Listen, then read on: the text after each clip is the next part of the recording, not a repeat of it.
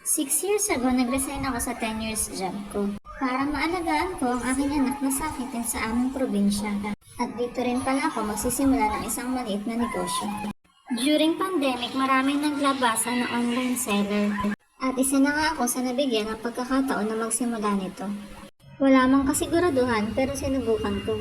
Sinipagan ko ang pagpo-post sa FB ko at sa FB group na sinalihan ko dito sa lugar namin. At syempre sinamahan ko na ng napakaraming dasal na gabayan ako sa pinasok kong ito.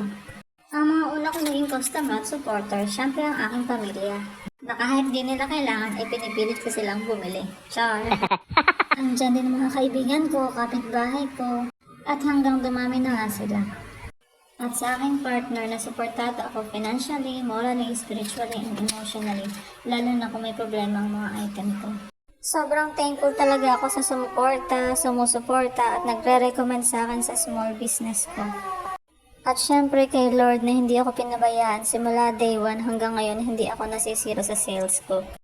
Kaya sa mga gustong magsimula ng online business, ano yun sa inyo mga mi?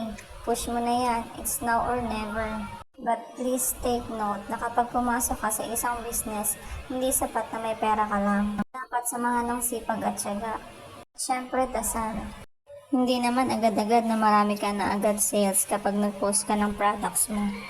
At wag na wag ka rin agad panghihinaan kung sa una ay hindi ka agad kikita ng malaki. Lahat naman tayo ay madaming dumadaan sa ganun. Huwag ka rin magsasawang i-market ang product mo at dadating ang araw, ikaw naman ang magbo-boom sa negosyo mo. Hanggang dito na lang. Salamat sa panonood. Bye!